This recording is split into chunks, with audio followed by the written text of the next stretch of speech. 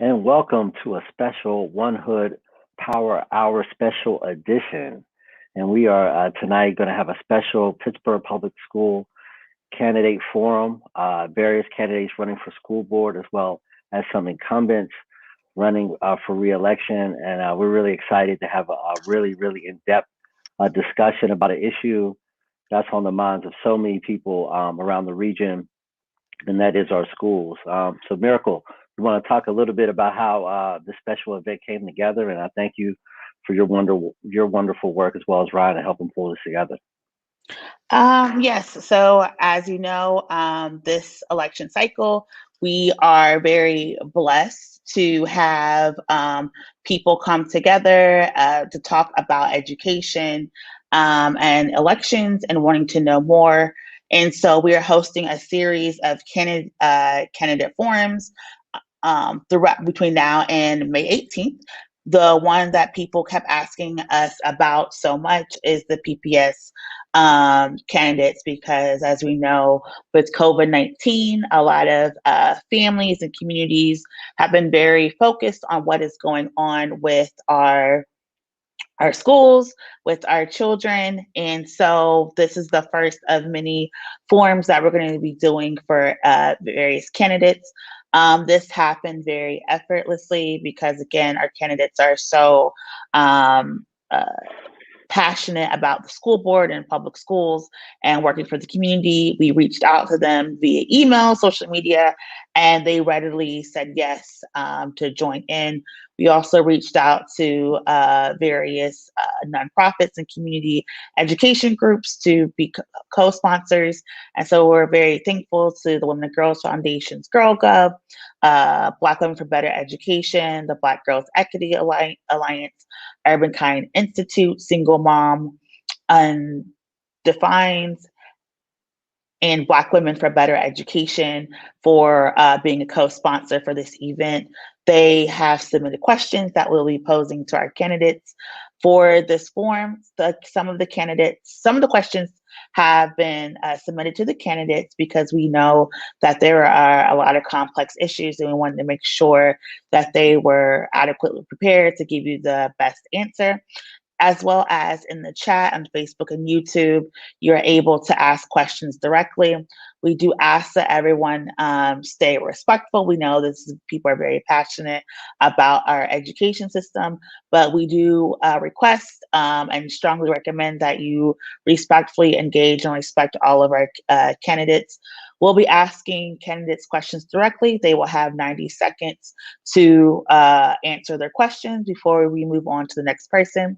We have this broken up into sections. People from the candidates from districts 1, 3, and 9 will go first, and the candidates from 5 and 7 will join us at the 8 p.m. hour. So we're very excited. And to just talk a little bit more about education and why this is important, I want to pass it back to my co-host.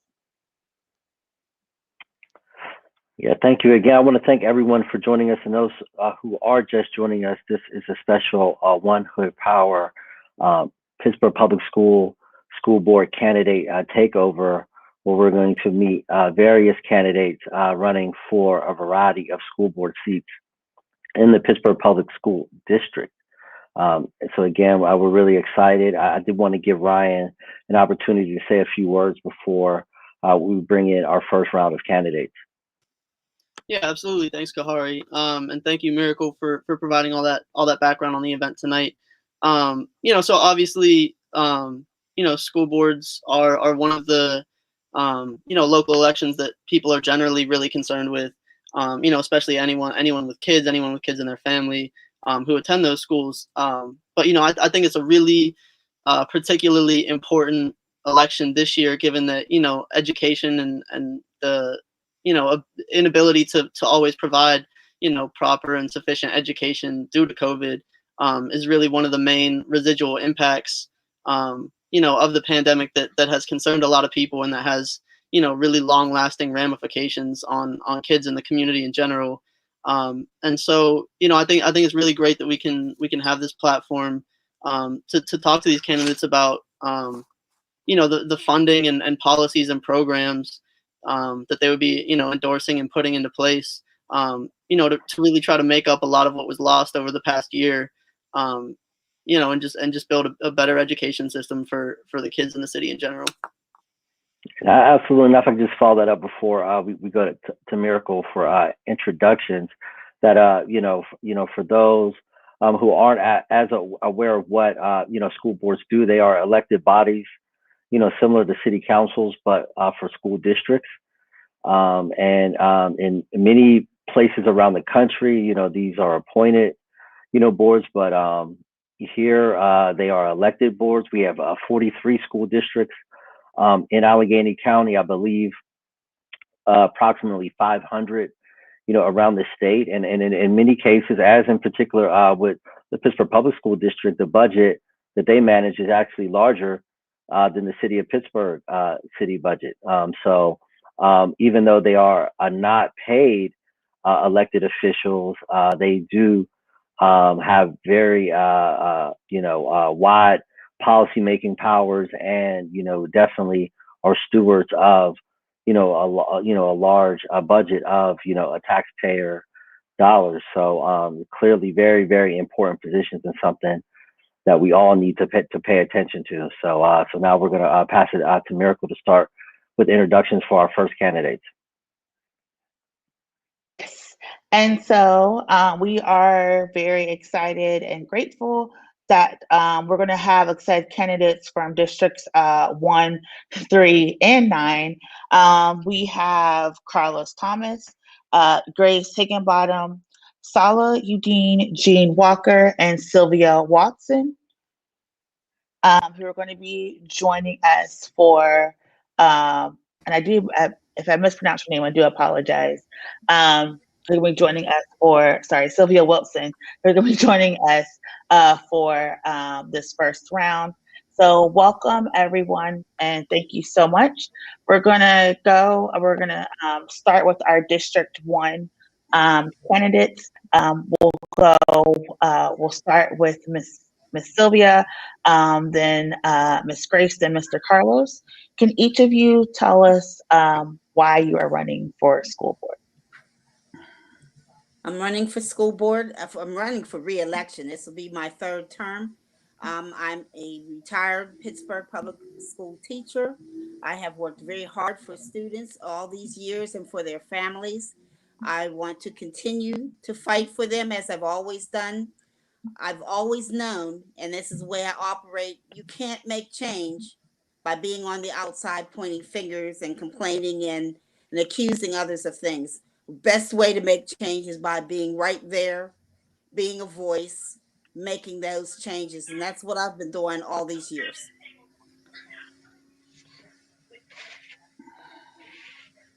Would you like more? That's fine. Thank you so much, Grace. Sorry.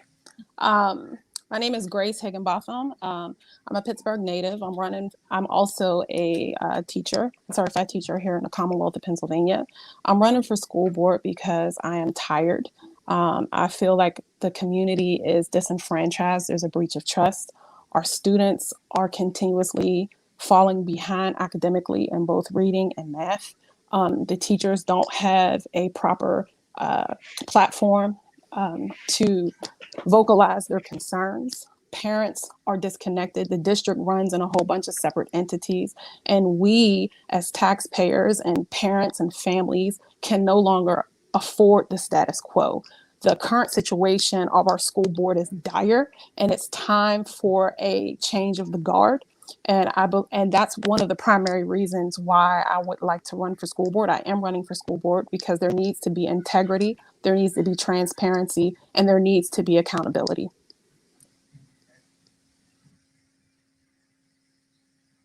All right, thank you so much for that, Ms. Grace. Mr. Carlos? Yes, I am running for school board because of the urgency for change. Understanding the work that me and a lot of other community organizations have been able to put in into the city, and understanding where we could really embody change, and that's in the policy. And that's really why I'm running. Also, just coming from a place of a disgruntled parent and a graduate of Pittsburgh Public Schools, I think that speaks more volumes as to why I'm running, and understanding that, this is where it starts in the legislative bodies.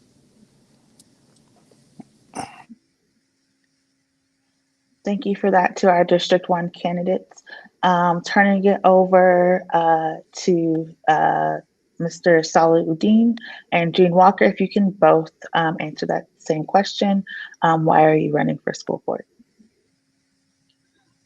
My name is Salahuddin. I'm running for re-election for District 3. I'm running for the school board because I love our children, and I know that education is their only ticket out of a life of poverty and crime. I'm running because I believe there is a crisis in education in the city of Pittsburgh. And I believe most parents and residents of the city believe that a change is necessary. And I have agreed to run for another term because I want to represent and be a voice for that change. Thank you for having me this evening. Thank you, Mr. Gene. Hi, good evening, everyone. My name is Gene Walker, and I am a Pittsburgh Public School alumni, graduate of Peabody High School. I'm the father of a 2019 grad from SciTech, and my daughter will soon be graduating in about 8 weeks from SciTech. And I'm running for Pittsburgh Public School Director for District 9 because I believe our children deserve the best possible education, regardless of their zip code or feeder pattern. And so my life has been spent doing the things that people told me weren't possible for a kid growing up where I grew up in East Liberty. And today's PPS student needs a leader who will listen to them, understands where they're coming from, and is ready to fight for them day and night for their success. For 9 years, I spent time working with the Pittsburgh Promise, partnering with Pittsburgh Public Schools, and was able to see many of the good and lots of the bad that happened. And over the last year, I've watched not just my daughter, but other students struggle because of the lack of leadership during COVID-19. And so I'm running to be the person that changes that. And I don't believe that today's school district and school board is prepared to make the changes and decisions that are necessary to improve the outcomes for our kids. And so that's why I'm running. Thank you so much. And for the next question, I'm going to turn it back over to Kahari. Yeah, I had just a quick policy question. They kind of just came up as we were having the introduction. I would just like to hear from each of the candidates. Obviously, the schools are an issue that's talked about a lot in the media. But I would just, from a policy perspective, what do each of you see as like the most important policy issue impacting the public schools right now? I guess when we could start maybe in reverse order. So start with Gene, and then Sala, and then back the other way. Thanks. That's a great question. And there are so many issues facing our school district and our kids. But today, I think the biggest issue that's facing our school district and that's failing our kids is how we're spending the $673 million that the taxpayers of Pittsburgh have entrusted our school district and our school board to manage. When COVID hit, we were woefully unprepared to teach our kids remotely. Many of them didn't have technology. lots of them still are struggling to get adequate internet access. And those are things that could have been planned ahead of time. And so we need to take a deep dive into the budget and figure out where and how the district has spent an additional $100 million over the last 4 years in our budget, and how and why that isn't improving the outcomes for our kids. I would answer that question in this way. I believe that the most urgent need in our school district is a matter of academic underachievement.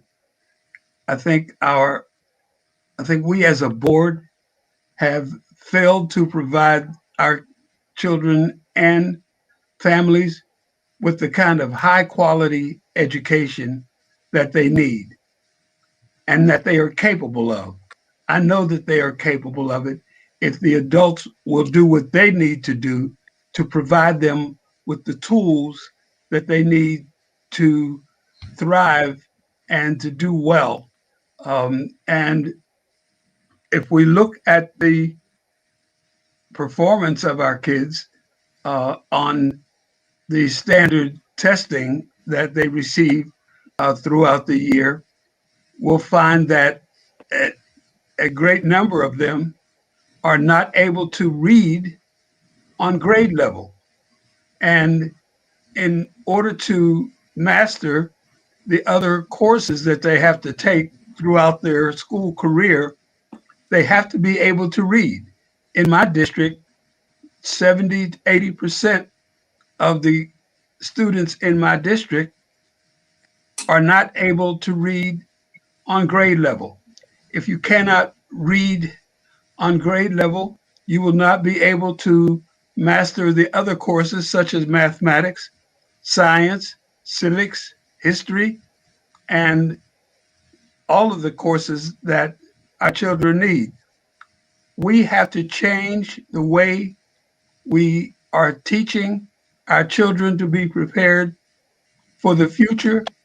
And I think it takes a radical change in the academic approach to education, and as well as the budgetary factors that Gene mentioned. But I think the greatest problem is academic. The Black children in my district is a majority African American. And when you look at the number of years the children are performing, the academic achievement gap compared to Black children and white children, it is a tremendous gap, and it's growing. And so I think that requires a very close look at how we're educating kids, what we're educating them on, and how we're preparing them to go forward. It's a crisis. Thank you so much. Thank you so much. We'll go back in reverse order. So Carlos, Grace, and then Sylvia. So, and just for clarity, can you repeat the question just so we don't get lost? Yes. What is the biggest, in your opinion, what is the biggest policy issue facing Pittsburgh Public Schools? So in my opinion, I think it's everything that surrounds the social dynamics of what goes on with our children. Taking into consideration that, education is at the forefront. There is a social aspect that we're missing as far as where these students are coming from, what types of neighborhoods, the generational disenfranchisement of people in poverty. That has been a lingering essence across our city. I think those are the issues that need to be fixed first before we can dive into, the other issues. There is the aspect of, just being available, not only as a representative, but even as an administrator of the school, not just to the people that give you money, but to the people that you serve and the people that you educate. The environment has to change around education. that's the biggest sum up of policy.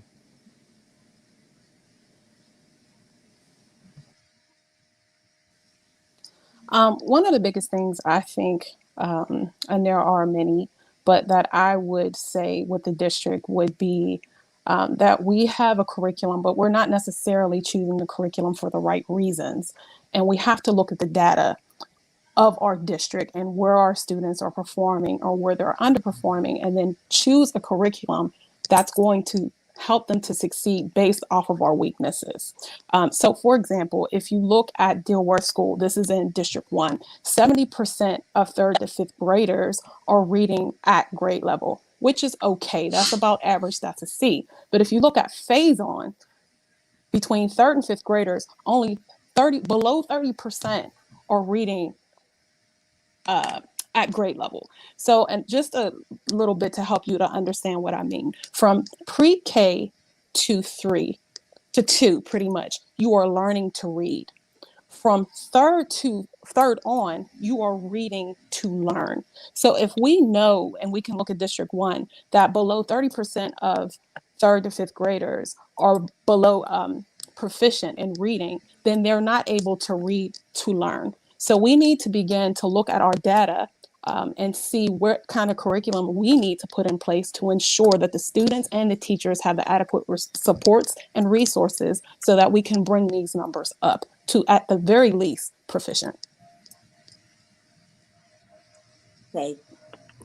First Thank of you, all, we're talking Sylvia. about sure. We're talking about issues.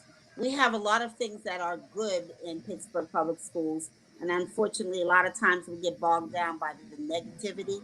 But there are many things to be proud of. However, obviously, working with parents is one of the biggest things that we need to do. The schools alone cannot be the only teachers of these children. We need to look at more strenuous curriculum. We sometimes have complaints that we're not doing enough, but when we try to make it a little bit, the teachers are working to be more strenuous with their curriculum. We get complaints that we're maybe doing it too hard.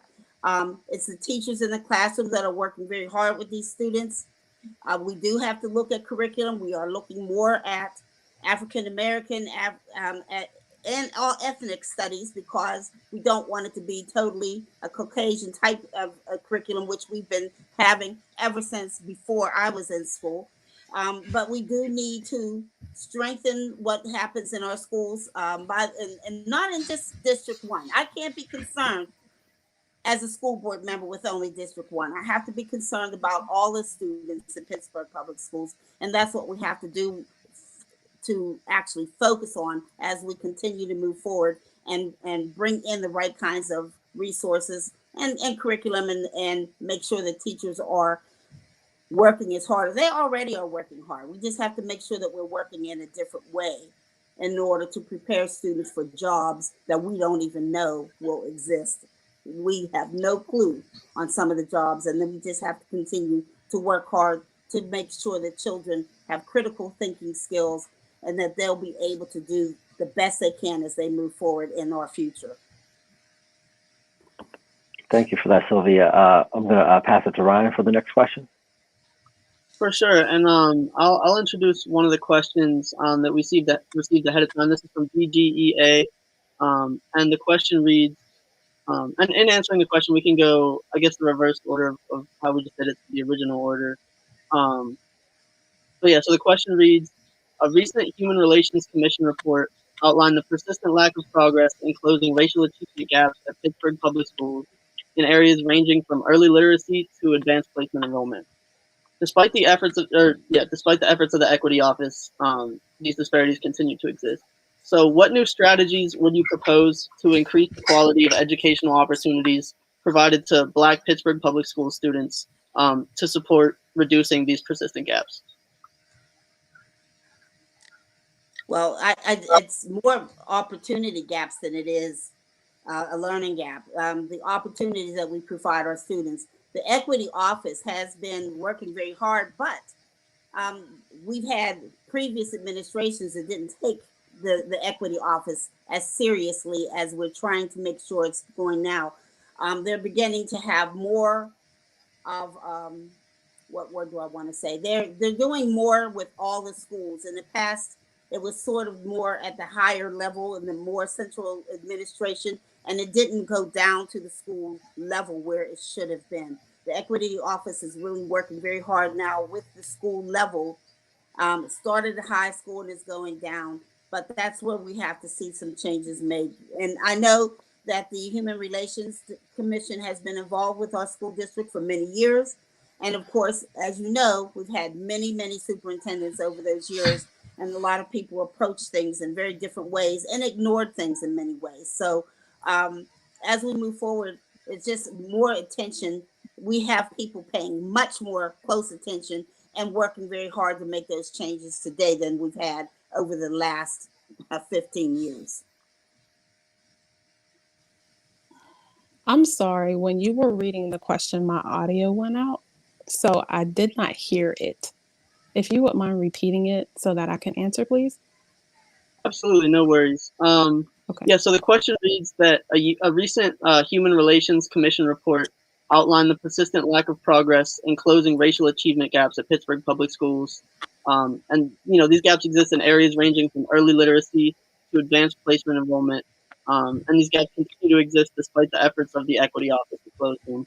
So what new strategies would you propose to increase the quality of educational opportunities provided to Black Pittsburgh public school students to support reducing these gaps? Well, one of the first things that I feel like has to happen is we have to actually purchase curriculum that's based on the data of what our students need. And before if we don't do that, then we're not going to get to the next level, which would be having our students in scholars classes, having our students in gifted courses if they're not getting the adequate supports academically. So that's that. And then once we get those supports, which I would advocate for, then it's actually raising the bar of what students are able to do and exposing them to more difficult and rigorous curriculum to see where they're at and push them to take other classes. I think that when we look at the district, a lot of Black students don't even have the opportunities in their neighborhood schools to have access to a lot of the courses that we're talking about, number one. Number two, you have to go to a magnet school to be able to get certain curated educational experiences. So I think that, in order to do that, we have to level the inequities that are currently in the district with what the students are being offered, get the data, purchase the curriculum, give them the supports, and then push them to be their best. The report that was issued that you mentioned by the Pennsylvania Human Relations Commission, it was issued last October. And I would hope that people can find that report on the school board's website. If you cannot, certainly contact me. I will get you a copy of the report. The report is very important, and it demonstrates the continuing achievement gap between Black children and white children in Pittsburgh public schools. I want to stay on the issue of reading. I think it's the foundation of other educational achievement. If there's a reading war going on in the country, and the reading war pits one approach to reading that is based on data and scientific knowledge, that's called phonics. And there's another approach to teaching children to read called whole word. The Pittsburgh School District continues to use whole word as their approach to teaching children to read, and it's not working. It needs to change. And when we see efforts that need to change, we cannot just continue to make excuses. We have to acknowledge the gaps that exist and take the steps necessary in preparing our teachers in how to teach phonics and in teaching our children a deep dive in how to read. That's what we are refusing to do. I've been raising this flag since I've been on the board, and nothing has changed. We use a little bit of phonics, which we sprinkle in with whole word as though we're using salt and pepper, rather than changing the whole reading approach based upon what science and data tells us is the most effective way to teach children how to read.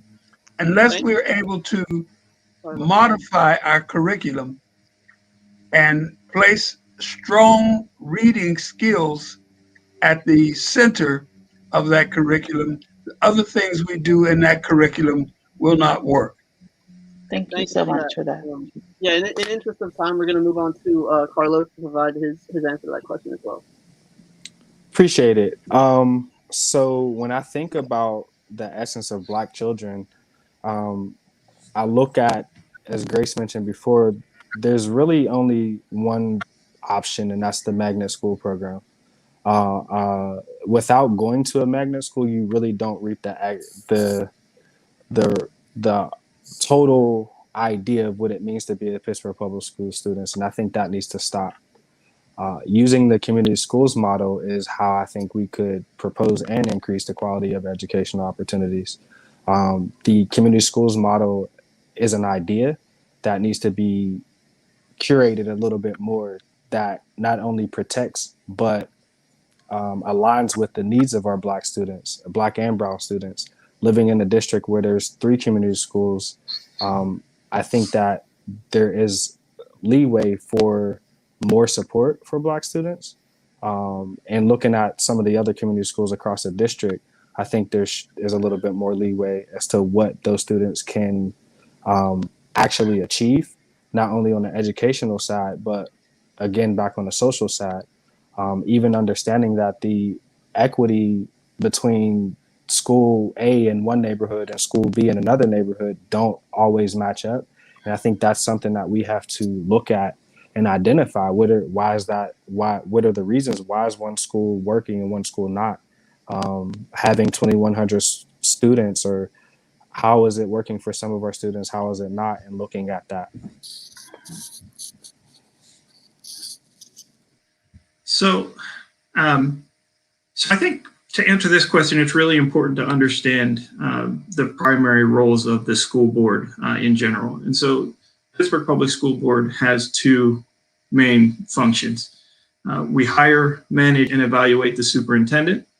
And then second, we manage the budget of the district. And so the strategy that I would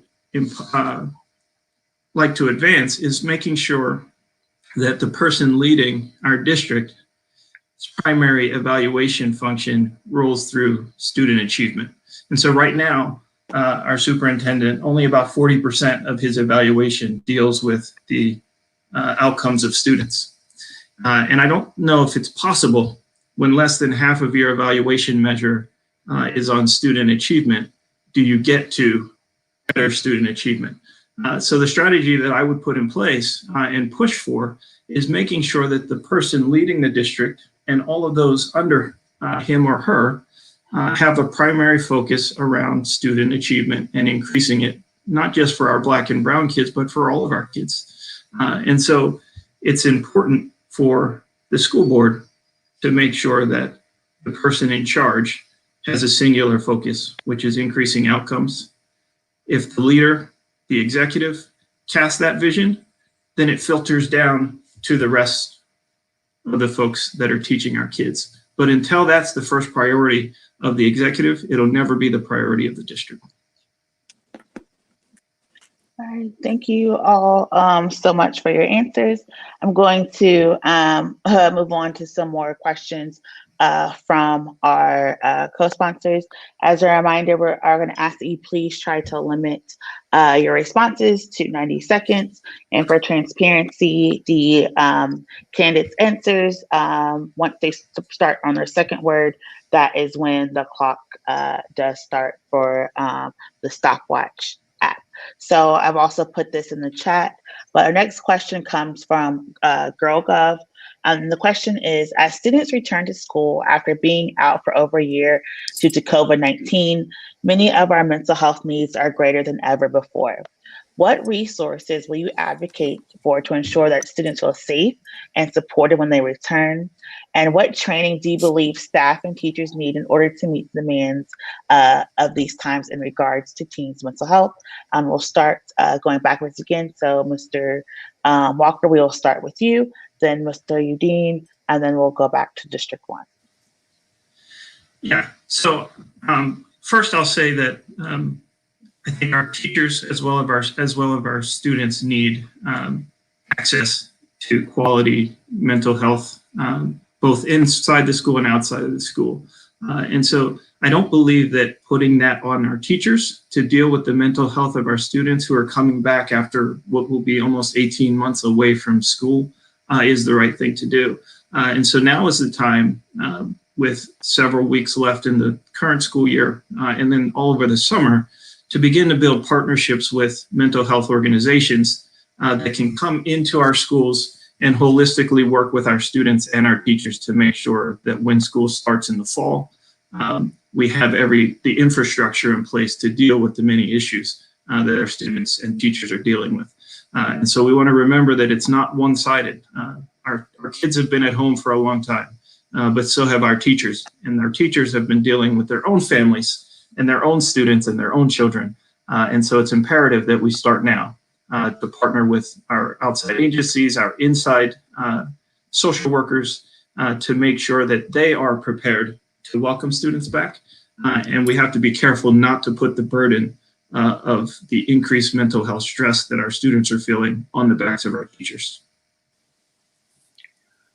That's a very important question, because due to the COVID pandemic, our kids have been out of school in remote learning for over a year.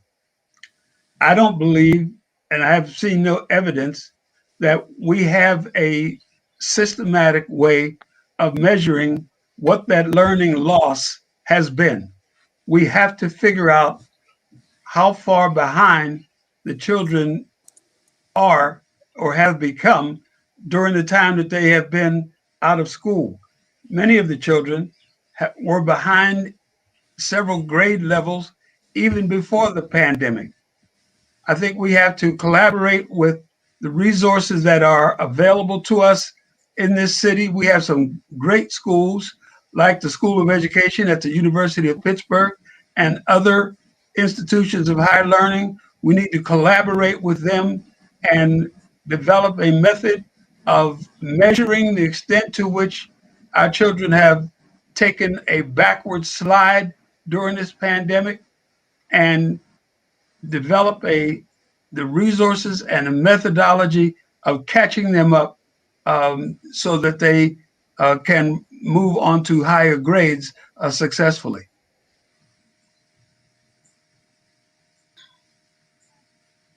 All I right. can keep going if you want me to. No, you're right at time, so I appreciate that. And for District 1, it'll be Grace, Sylvia, and Carlos. Do you need me to repeat the question? I see it on the ticker below. Okay. I got kicked out, so I'm like looking at it now. You're saying the mental health supports that are needed for students when they enter back into the building. I think that there needs to be therapeutic supports. If we look at the current structure of Pittsburgh Public Schools, we really don't have the infrastructure to even support the mental health needs that our students will need. So we're going to have to pull on outside resources such as therapists to come in and supplement the work that the social workers should be doing. In the capacity of which Pittsburgh Public Schools currently offers, the social workers do not necessarily operate in the therapeutic support. They're more of a resource support. So that would have to change. I definitely think with parental permissions, there needs to be group resources, our group sessions in the buildings, therapy, and safe talk spaces where students can come and have a safe space to unload on a licensed professional, or at least somebody that they trust, and they can start to build that that relationship and have that dynamic. I was even thinking something as simple as yoga and art therapy, or something that we can do, something that can be done in the classroom, and it doesn't necessarily cost us that much money. In terms of teachers, you can't pour from an empty cup. That's number one. So I think teachers are going to have the responsibility. You owe it to yourself as an educator. You owe it to yourself to take care of your mental health. At the end of the day, they're also going to need therapy sessions. I think the pandemic has done a number on everyone. And I think we owe it as adults to take care of ourselves. We can't pour from an empty cup. And they will need trainings on the things that they've been needing trainings on, such as poverty, stress, anxiety, and how to identify mental health outliers so that they can properly assist the students if or when they come into crisis. Okay. Social and emotional learning is already a part of the teacher's training every year, all during the year. Teachers who right now are working and building relationships with the students, although by virtual, have been getting to learn their students. When the students come back into the classroom, teachers already have a relationship built. They know if there's an issue going on with their students. That's one of the things they're trained to do as a part of just to know what their students, who their students are. So therefore, if someone is having a very stressful time, we also have that they've been trained through crisis intervention. But if someone is really in need, we have not only a counselor or social worker in the building, but we have mental health partners. Every school has a mental health partner when they actually are coming into our schools right now, and they already are working with students and providing the counseling right in the school buildings. So that will just be something that we just have to probably expand because it already does exist for our students currently.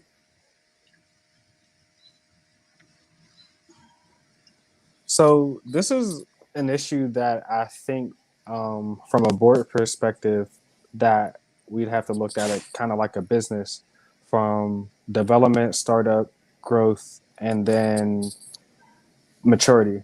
And really assessing where we have been over the past decade and where we plan to go over the next decade. I think the pandemic showed us what education may look like in 2021 and where we are at in 2021 as a district. And do we align with that? Let's take the pandemic out of it. Let's, just involve technology and what that means for our school. Do we compete with what it looks like in 2021, or are we just using the pandemic as a scapegoat to say that we messed up in the past? I think that we have to put those on a scale and see where we are and see where we could meet those, as well as use the community's input. A lot of times that the community is, has great assets to what is going on in the schools and in our school districts, but their voices kind of go unheard, especially the ones that have students in the school district. That's something that, I myself being a parent struggle with.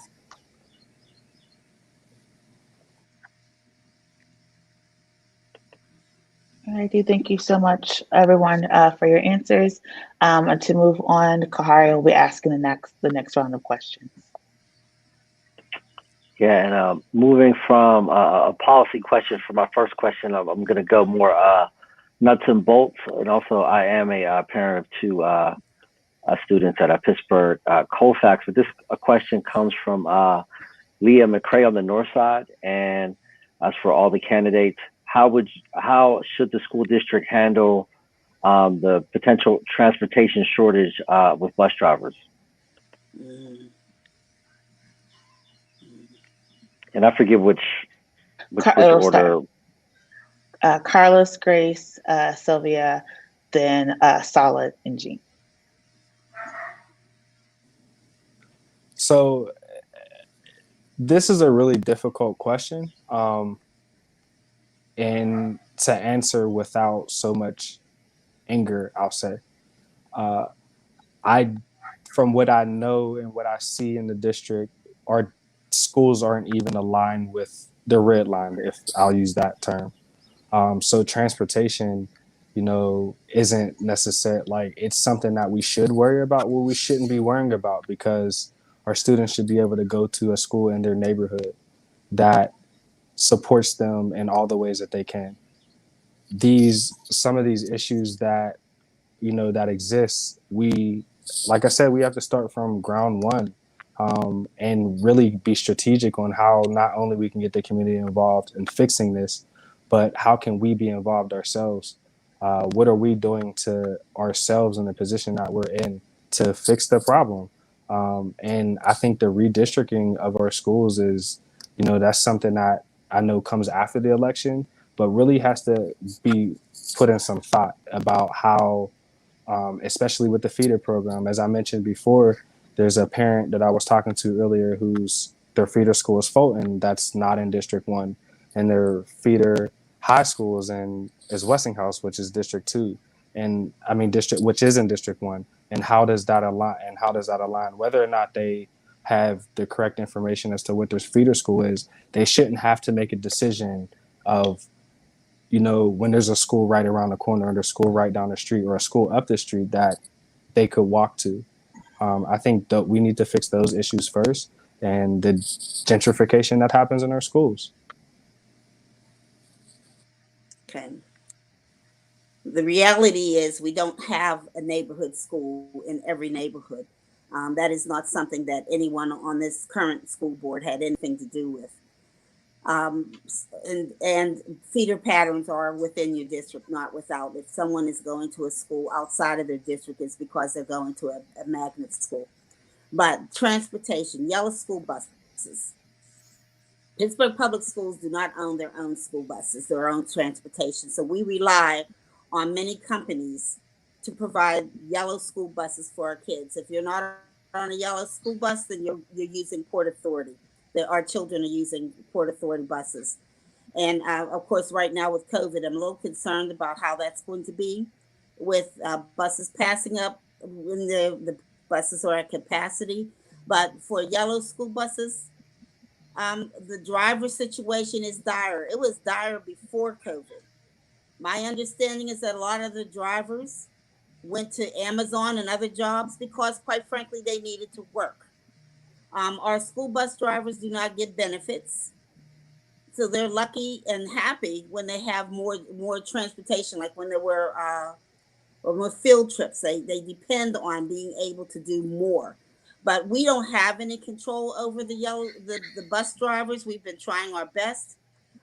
They've been putting out bids, asking for people to come and become bus drivers, but it's not an easy job to do, especially when you're not getting direct benefits. We've been advocating, some of us, for benefits for bus drivers for those companies, but we do not control the company. So it makes it a very awkward situation for all of us. Thank you. Who's next? I think it's me. Is it me? Yes. I want to make sure I'm in order. Okay. Yes. Thank you, Sylvia. How the district should handle the transportation shortage, I think that's the $2 million question, or the $10 million question, if you will. One of the things that I could say is before they decided to open up schools, the logistical aspect would have been, since Ms. Wilson said the situation with the school buses were dire prior to, we would have needed to look a little bit deeper into how to start schools back up appropriately, knowing that there was already an insufficient amount of drivers. With that being said, it's probably, I'm going to say something unpopular that a lot of people are not going to want to hear. I think if there's 350 bus driver shortage at this point, the district can't at this point transport all of the children to the schools effectively. Coupled with the fact that Port Authority only has a certain amount of people capacity on their buses as well. So I'm going to say something unpopular, that I think the district is going to have to, it's forced at this point to have students continue to do virtual learning and or utilize the over 700 learning hubs that are currently in the district so the students can get the necessary supports that they need. I know that's not what people want to hear, but I think that it's a mess if you are, and it puts a burden on parents who cannot transport their students to school every single solitary day. Some people can, a lot of people cannot. There's a lot of people who work. And that also brings into another issue of students needing to be in school. So I don't think that there is a clear-cut solution to it. It's going to interfere with, their academic progress. They're not going to be in school, but I think at this point, we're going to have to really beef up the virtual learning and or utilize the learning hubs that we currently have. Am I next? I think the answer lies somewhere within the kind of thinking that Ms. Higginbotham just displayed. We're going to have to rethink how we do transportation. As Ms. Wilson pointed out, there was a problem with not having enough drivers even before the pandemic. It was already a problem. We already have uh, these small contracts with these bus companies, and it's not working. I think we have to look at how we compensate bus drivers. We may have to increase the compensation that we provide to bus drivers. And I think we need to look at the school district owning its own fleet of buses. Now, the first thing that people will tell you is that's too expensive. We can't afford to do that. There are a lot of school districts that have figured out how to do it, but we need to think outside the box. Just talking about it's always been this way will not get us to a new space. We have to think outside the box. So this is an interesting question because for me, it comes down to planning and preparation. When I was with the Pittsburgh Promise, I ran a series of college tours for students over the course of 5 years. And the first step was scheduling the tour. The second step was scheduling the transportation. And we did all of that before we announced those decisions to our students. And so in this case, we missed a critical piece of the puzzle. We announced that kids were coming back to school, but had no plan in place for how to get them there. Now, the solution isn't easy, especially not in the short term. So it takes some creativity. Driving home from work this afternoon, I passed a fleet of several hundred UPMC vans that are just sitting in a parking lot. And so my suggestion in the short term is how do we reach out to our community partners who have licensed drivers that are insured and have modes of transportation that can move kids safely, and how do we put that into play for our kids so that we can get them to school safely, get them home, and then deal with the rest of the issue as we go through the summer. So from my perspective, this was a missed opportunity of planning and preparation over the last 12 to 15 months that is now causing harm to our kids going forward. Thank you all for those responses. And so before we wrap up this first half of our forum tonight, I did want to give the opportunity for a couple of the people who asked questions in the chat throughout the show so far to have those answered. So I'm gonna combine two of the questions that I saw in the chat earlier. And again, we're trying to keep our answers to 90 seconds in the interest of time. So please still try to adhere to that.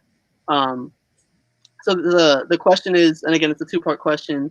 What are your positions on a potential residency requirement for teachers to live in the district that they'll be teaching in, and what would you do in your role on the school board to recruit and hire a more diverse and inclusive base of teachers, more Black and brown teachers?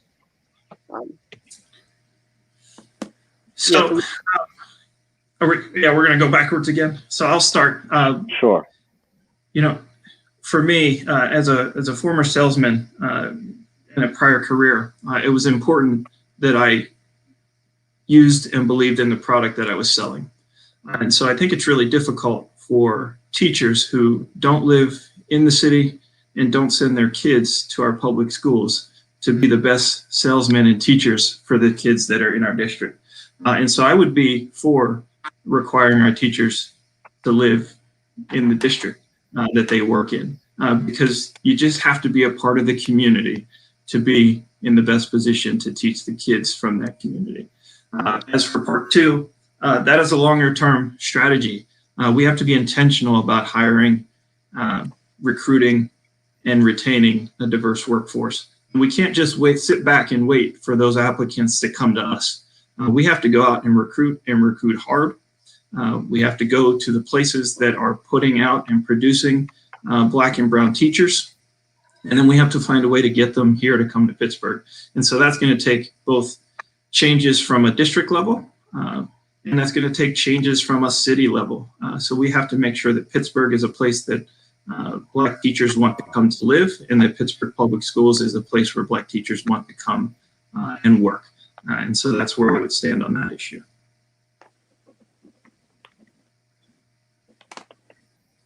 Thank you. I think Mr. Sala. Yes, I think the issue of teacher residency is a battle that has been fought and won, and the teachers have won that right to live outside the city. We gave them that. There are other groups of personnel that are trying to get us to give them also the right to live outside the city. I am not in favor of broadening the scope of personnel who can live outside the city. But we have to remember that it's not just a policy question, it's a contract agreement that the teachers have won. The matter of recruiting more teachers of color, we are taking some steps now, and I think it needs to be accelerated to prepare our substitutes to become certified teachers. Our substitutes are about 60% people of color.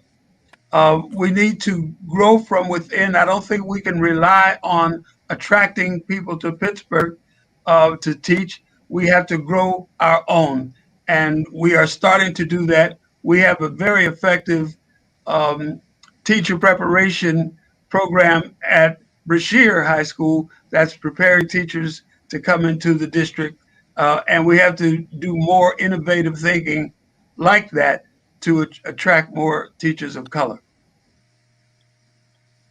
Thank you for that, Carlos. I agree with Sala on this one as far as the innovative approach on how to attract teachers of color, as well as investing back into the programs that we have readily available in our school district. Understanding that we do have a teaching program and just the history of Pennsylvania in regards to education and teaching as it is, I think it would be greatly appropriate for the district to heavily, and I put a big stamp on that, but heavily invest in the teaching program. As mentioned before, we do have to grow our own. And I believe that the district has, over time, has done a disservice in not preparing the students that graduated 10, 11, 12, 5, 6, 7 years ago to become teachers. And I think that's where kind of the gap is that, yeah, we're graduating students, but are we encouraging them to come back and be teachers? Are we encouraging them to move further and explore other proper opportunities? What incentives are we giving our teachers to even teach in our district, let alone live in our city? Which brings me to the other question. I do believe that it's important for our teachers to live within our district. However, also like the police department, we don't have the capacity for that. So you would be requiring a bunch of people who don't necessarily meet the requirements of being a teacher it's kind of, we would sit at a standstill. I think that taking that approach is incentivizing some of our substitutes and even some of our community members to do what it takes to become teachers with the current emergency that we have. There's several emergencies, not only the Black lives being a matter of emergency in Pittsburgh, Black women being the worst treated in Pittsburgh, Black people being the worst treated in Pittsburgh. We have to take all of these in the context and then develop a teacher, a certified teacher out of that. If we don't do that, then we're going to keep running around on this hamster wheel and keep trying to figure out where are we pulling these teachers from? Why don't they want to come to Pittsburgh? Why aren't they want to stay in the district? Why don't they even want to live in the city? We're going to keep rotating that. Appreciate it. Thank you for that, Carlos. Again, in interest of time, we're going to move on to Tracy. In terms of teachers having residence in the district, I agree with Sala when he said that they've won that right to live outside of the district. But my personal opinion is, yes, I do feel like they should live in the district. They should have some sort of buy-in and skin in the game and investment in terms of the city of Pittsburgh and Pittsburgh Public Schools. In terms of diversity of teaching staff, I think that the district this is difficult, especially with teachers leaving the profession in 5 years or less. And that's white teachers, Black teachers, all teachers are leaving. So I think we need to address why they're actually leaving and make that district specific, but also being intentional terms of what Jean said about colleges and universities and educational programs, I love the fact that we have an incubator here with Pittsburgh Public Schools with some of the high school students to expose them to teaching and hopefully to incentivize them to keep on with that path. And I definitely think that we need to make better incentives or well, not necessarily better, but really incentivize the substitutes, since there are 60% of color, to stay with the district. So all in all, I really believe we have to really make it where the teachers are the best, they're the best advocates of teaching, because at the end of the day, I'm not going to trust an administrator's word. I'm going to trust another teacher's word. And if they're happy and they feel like their needs are being met where they're working, then 9 times out of 10, I would probably apply. Okay, I'm next. Okay, thank you. All right, number one, the teacher residency was not something that the teachers won in the 80s. There were only 2 school districts in this whole state of Pennsylvania that had a residency requirement for teachers. One was Philadelphia, while the other was Pittsburgh. The only 2 out of 501 school districts. At that time in the 80s, Philadelphia had such a hard time finding teachers that the state legislature decided to remove the residency requirement from Philadelphia, and it was also removed for Pittsburgh. So it wasn't just the teachers in Pittsburgh won something, the state legislature made that decision. So that is where it was taken out of everybody's hands, because the state approved that. And at that time, I want you to know that both the school board and all the Allegheny County legislators were totally 100% against it, because they felt that teachers in Pittsburgh should live in Pittsburgh. I live in Pittsburgh, and I believe people should live here who are working for the school district. So as Mr. Udine did mention, there are some who want the residency requirement lifted. The reason they want it lifted is because they feel that there's no affordable housing in the city of Pittsburgh, which is something that the city needs to work on to make sure that there's affordable housing, so that our people who live here and work here can be here. In terms of teacher diversity, we do have a teaching magnet at Brashear High School. In the past, we've had other programs where we recruited our students to become teachers. I think the best program right now is our magnet. I would like to see that expanded to other high schools. The school district has been recruiting the HBCUs have been looking for teachers to come here. Many people just are not interested in coming to Pittsburgh because it is not the best and ideal place for many Black people to live. We want to change that, obviously, as we move forward. But that is one reason why it's been a little difficult getting some Black teachers to come here. I also want to say that when we have career days, not just in the school system, many organizations have career days. They have all kinds of careers being brought, but very seldom do they talk about education. And I would demand that, not demand, but just make sure that when you have career days, that you do that. You include education, because teaching is a good career, and it should be something that is promoted. Thank you for that, Ms. Thank Wilson. you. Thank you. Thank you. So with that has wrapped up our first hour. We want to thank our Districts 1, 9, and 3 candidates for joining us. If you would like to learn more about their positions, you can visit their website. And with that, we want to thank you all for joining us on this Monday evening, and I wish you all the best of luck in your campaign. Thank you for having us. Thank you. Thank you. Thank you very much for having me. Thank you. And so like you said, it's a lot going on. We understand that there are a lot of questions. We will also be placing in the chat once the broadcast is over, all the ways that you're able to get involved with the campaigns. I placing their Facebook in the chats. But we have another hour, so we're going to be joined by a few more candidates from District 5 and District 7. Please make sure you use the comment section. We can see some of your comments when you ask questions. And again, we would ask that you please be respectful when engaging. We know this is They're very passionate issues when it comes to our children and the health, the education, and safety they are facing when going to school. And so with that, we're going to be bringing in our District 5 and 7 candidates. But before that, I think, Kahari, you had a disclosure you wanted to share with the viewers. Oh yeah. Just as always, on our show we strive for transparency, and it should just be known that one of the candidates who will be joining us for the next hour, Tracy Reed, is my cousin. So it will be no questions of any subterfuge or any shenanigans. We're just being transparent, and just wanted to let folks know that. I know a lot of folks probably already know that I come from a very big family and have a lot of cousins, and Tracy happens to be one of them. Yes. So here at One Hood, we try to strive for transparency, even though we have set questions that our co-sponsors set in, and even though we're taking questions from the chat, we just want to make sure that we are transparent and objective as possible to make sure that you are able to get the information that you would like. And with that, we're going to be bringing in our next round of candidates. We have Terry Kennedy, who represents District 5 currently, and who is running in her to challenge Terry is Tracy Reed from District 5.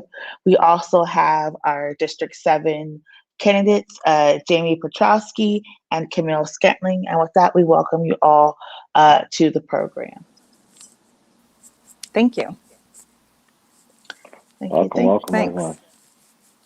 All right, so we are going to start with our District 5, and the first question will be the same, but the second round of questions are going to be a little bit different. But starting off, why are you running for school board, and why do you think you are the best person for the job for District 5? It will go to Terry, then Tracy, and then for District 7, it will go to Jamie, then Camille. Thank you, Miracle. I am running for re-election to continue the work on equity, value-based decisions, including on the budget, and to continue our very important policy work. As you know, the important parts of the role of a board member includes hiring a superintendent and passing policy. My participation in multiple district-wide committees and experience with early intervention, open enrollment, magnet programs, IEPs and dual IEPs, Pittsburgh Gifted Center, PSP, and general education classes in high school, learning support and assistive technology gives me extensive knowledge on a wide variety of district issues, policies, and topics. And those all happened before I joined the school board, so I was very prepared. Then that included school-based volunteering and district-wide. So I'd like to just point out to spell out my name. T is for tenacious, E is for education and equity focused, R is for restorative justice advocate, my second R is for responsible and reliable, and then I'm youth focused. It's my Y. Thank you very much.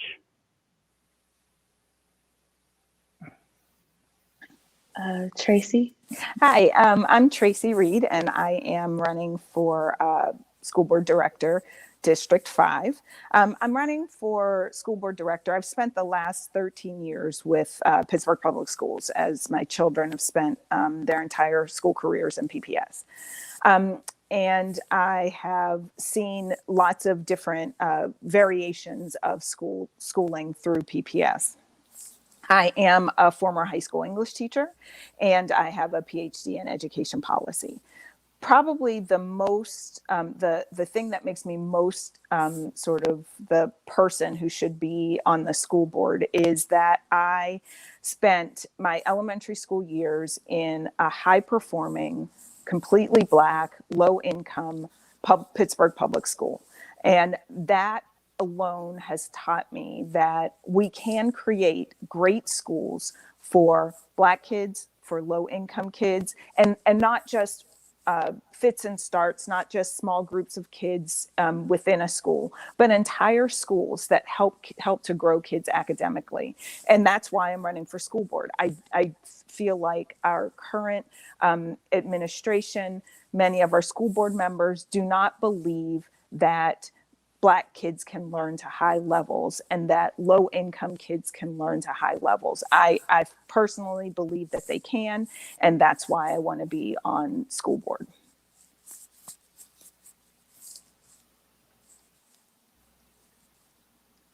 Jamie, then Camille. Great. Thank you. So hi, everybody. My name is Jamie Petrovsky. I am a lifelong Pittsburgher from the Carrick neighborhood. And I'm also a licensed social worker in Pennsylvania. So I have been very involved in the communities of District 7 since my career began as a refugee resettlement caseworker. So I have been, working with folks in and out of the schools, enrolling refugee children in schools, and continuing my work in the community. I am now the Economic Development Program Manager for the Mount Washington Community Development Corporation. So I have spent a lot of my time working in social services. I'm very motivated by service and social justice, and we see, a lot of these issues with Pittsburgh Public Schools. We've seen a lot of the data skew very poorly for our students of color, for our students with disabilities, and our English language learners. And I'm ready to take that leadership role, to make sure that our education is equitable for all of our students, and so that they have the appropriate supports, such as guidance counselors, health professionals, career readiness opportunities, and really creating safe and professional environments for our most vulnerable students in the district, and many of them who are right in District 7. So I really want to, put focus on financial security in Pittsburgh Public Schools budget in order to meet those goals, and make sure that we are responsibly utilizing taxpayer dollars as well. Thank you. Camille. Just jump in. Okay. Hi, everybody. I'm Camille Scantling. I am running for school board director of District 7. And those are our South neighborhoods in Pittsburgh. My biggest incentive for running is really my own children. So in the fall, I'll have a second grader and a kindergartner.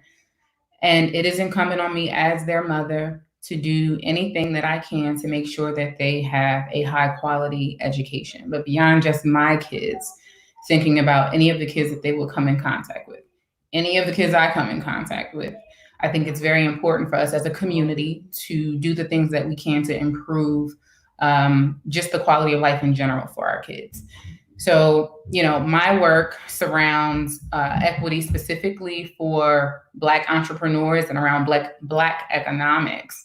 But when you talk about meeting the needs of Black people in this city, especially in a city where, if you move to any other city of equal size, you're guaranteed to have a better quality of life. When you improve outcomes for Black people in this city, you improve outcomes for everybody. So the work that I want to bring to Pittsburgh Public Schools really is reflective of the work that I've already done, right? So I have a proven track record of solving longstanding, deep-rooted issues around economic justice, racial justice. My track record includes creating the repository of Black-owned businesses, that is the Cocopreneur Directory, creating the access to resource platform through Greenwood Week Pittsburgh, which is the Black Business Conference. And in the pandemic, I raised over $100,000 for economic relief for Black-owned businesses, right? So those are some of the solution-based perspective that I'm looking to bring to the district. I'm also looking at the district and all of its inequities as a matter of outdated systems. So what I do in my professional life is really creating innovative solutions to longstanding issues. And I've been quite successful in that regard. Yep. Thank you. All right, with that, I'm gonna pass it over to my colleague, Hari, for the next question. Muted.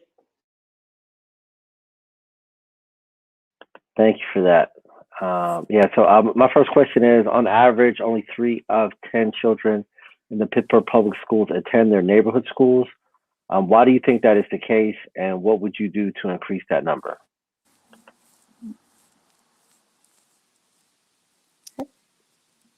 I guess we'll go in reverse order. So I guess Camille first, right? Yes. So I had a conversation just last week with one of the principals in District 7 around, what her school looks like versus what the charters in the district might offer. And she feels like the charters aren't even offering what she's offering. And after listening to her speak about all the things that she offered in her school, I'm realizing that some of this is based on parents and families not knowing all of the options presented to them and not having all the facts. So just listening to her talk about all the things that her school provided, had I known those things, if I was informed about those things, I may have made a different decision, right? All the things that she offered in her school were things that I was looking for my kids. So some of it is misinformation or disinformation. The other thing is that our schools in general, generally speaking, are not meeting the needs of our kids. So even the ones that do meet them, we don't know what they're providing. And for the others that people might be assigned to, they're not meeting the needs of kids.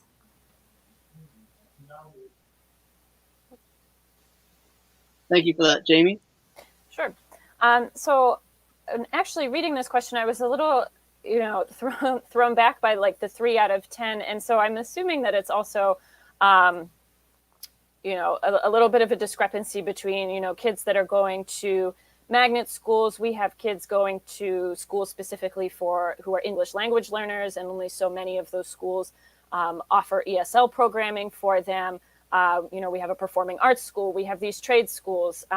So, really bouncing off of, what Camille is saying is that, there are certain schools that offer certain programs that either parents don't know about or that kids have to go to because that is the only program that's offered at that particular school. So we do know that approximately 7 out of 10 students are attending PPS as a whole in general. And I just kind of want to put that out there because the 3 out of 10 makes it seem like our attendance is very low across the board, and that's just not the case. But definitely we do need to, really evaluate the programs at all of our schools, making sure that, our students can go to the neighborhood school because it has the program that they want to be engaged with, whether it's a trades program or performing arts program or something like that. And so really having the community be involved so that we can see, hey, so many parents at Phillips want to have, X kind of program so that it's closer to their home, closer to their schools, instead of having to send their kids across the city. So definitely having to, have a needs assessment done first, and then making those appropriate adjustments, and then making sure that they're equitable so that we're not disadvantaging somebody unintentionally. And again, just making sure that, community input is the first thing, and then making sure that any educational changes are of high quality and that they're holistic as well.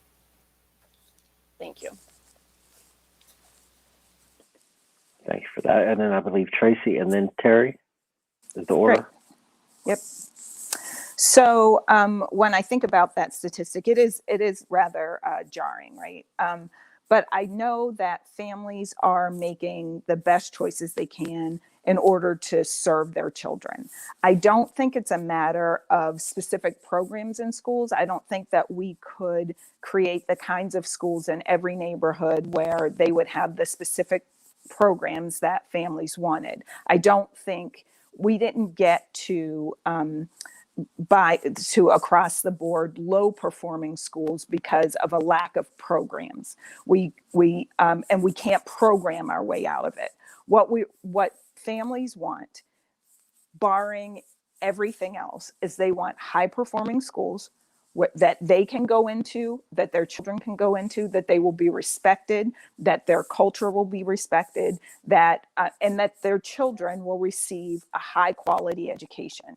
And I believe that if we look at any of our neighborhood schools and we work to make those schools high quality options for families will stay in those schools. If you look across the board and you look at the schools that are most desired in our district, they are the schools that are performing the best, and that where students are given lots of agency, where families are treated respectfully, where when children show up, they are actually achieving academically. And so that's what I believe we need to do. We need to improve the academic quality of the schools in all neighborhoods. Thank you, Tracy. Okay. Terry? Thank you. Well, first of all, neighborhood schools do not exist in many parts of our city. When you think about, we have what, 90 neighborhoods? We have just over 50 schools, and that includes elementary, middle, high school, 6 to 12, K to 8, whatever configuration. So there are neighborhoods without any PPS operated school, all right, and without PPS operated schools at all levels. For example, in Board District 5, you have 2 K to 8 and 1 K to 5. So just by virtue of an address, you cannot attend a neighborhood school for your whole school career in District 5.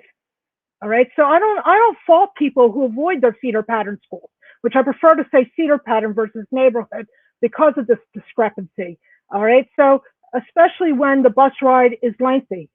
So for example, a concern that has been raised by some people for years is the number of schools closer to where someone lives that get passed while the school bus is transporting the student from their neighborhood to the school their feeder pattern sends them to attend. All right, so if I'm a parent and I want my child to have a shorter bus ride, maybe I'm going to look at what's closer via a magnet option, or maybe if there's not a magnet option and my child's in elementary, I'm going to look at open enrollment. I personally did that for my son when he was in middle school. I didn't want him taking a lengthy bus ride to go to middle school, which at the time was Reisenstein, which I didn't think anyone's child should have attended. That was, and my child is autistic, and I didn't think that was a good place for an autistic child. So I did open enrollment. All right, and then when you have high school, you also have CTE or career and technology education options. All right, so these are options that give parents a choice and give students a choice, because if you're in elementary school, it's the parents making the choice or the guardians. If I'm a high school student, I'm probably making the choice myself and not my parents or guardians. So one way to increase the number of students attending their feeder pattern school is to change the feeder pattern to avoid longer bus rides. And that's something us board members have requested for years. All right. And another way is to offer. We're going to move on to the next question in the interest of time. But thank you for the response. Appreciate that. Okay. And thank you. Yes, and thank you to the Black Women for Better Education for submitting that question. And Ryan's going to ask the next question. And we'll start with you, Terry. Yeah, so again, going in that original order, so starting with Terry on this one. And this question comes to us from GirlGov, and I'm putting that in the chat for you all to reference as well after I read it. So the question is, what will you do to promote anti-racist practices in schools? And in particular, we're curious about what you will do to end the adultification bias of Black girls and promote a curriculum that adequately and accurately reflects the identities of all students, especially those students who are too often marginalized and left out of the curriculum. Well, okay, so you have the Ethnic Studies Committee, which is tasked with providing a culturally responsive curriculum. All right, this committee is an active committee. All right, it's going to take time for them to finish the work. But once they finish the work, there also needs to be staff, actually beforehand, there needs to be more staff training to understand cultural issues, especially as they affect different students. For example, African-American students and African students have some needs that are the same, but they also have some needs that are different. So for example, African students, more likely than not, have come to us via a relocation camp or a refugee camp. All right, so some of them have trauma based on the wars in the countries from which they've come. That's a whole different issue than an African-American student who was born in a family here in Pittsburgh and raised by a family that just dealt with Pittsburgh issues. So we have to look, we can't just say, look at the needs of Black girls without looking at what does that mean? What Black, are you African or are you African-American? All right, and so part of our staff training should also be to help staff members realize that not all Black students have the same needs. Everybody is an individual, and what one person needs isn't what the next person needs. But we need to have better training to better prepare all staff members to be able to respond appropriately to the issues, whether it's providing information on resources or it's providing direct involvement in it. And what it is will depend on the issue and the student. Thank you. Tracy? Tracy, Great. yep. So when I think about anti-racist practices in school, the first thing I think needs to happen is that adults in school buildings and adults who run school buildings, adults at the central administration, they have to closely examine the assumptions that they make about Black and brown children. They have to recognize that these children can learn to high levels and that they deserve to be in schools, healthy school environments that promote their growth socially, emotionally, and academically. The district has to put resources toward eliminating racial disparities. Lots of people talk about the racial achievement gap. Lots of people talk about the racial opportunity gap. The truth of the matter is that is racism. These gaps exist because of racism, and they won't go away by filling a gap. We have to start to solve for racism. The schools have to be in the business of thinking hard thoughts about racism. They have to be exemplars by teaching real history and explicitly teaching about racism and the disparities that result directly from racism. I personally am dogged about examining racial disparities and the racism that results from these disparities and shining light on anti-racist practice. Now, as with regard to Black girls, there's good evidence that Black girls are viewed as older and more mature. And that is something that happens, that they are viewed that way by adults. So what we have to do, again, is rather than try to change the behavior of girls, we have to recognize that unconscious bias that adults who interact with them, that adults have to relearn how to interact with Black children and with Thank Black you. girls. Thank you. Jamie, then Camille. Yes. Really, there's a lot to agree with what Tracy and Terry have already said. And building off of that, absolutely having culturally responsive curriculum, culturally appropriate curriculum that also tells the truth and isn't a whitewashed history that many of us have probably learned ourselves. In addition, having a way that our students can report racial incidents that they experience, whether it's from another student or a teacher, and having an appropriate procedure on what our administration can do to address racial incidents in our schools. And then, from the administration down in all of our schools, we have some of this data that our Black girls are 9 times more likely to be suspended than white girls. Our Black boys are 4 times more likely to be suspended than white boys. And so, even just with our own administration's biases, this is more than just kind of, having some training. There really has to be, from the top down, just kind of a change in a lot of these policies.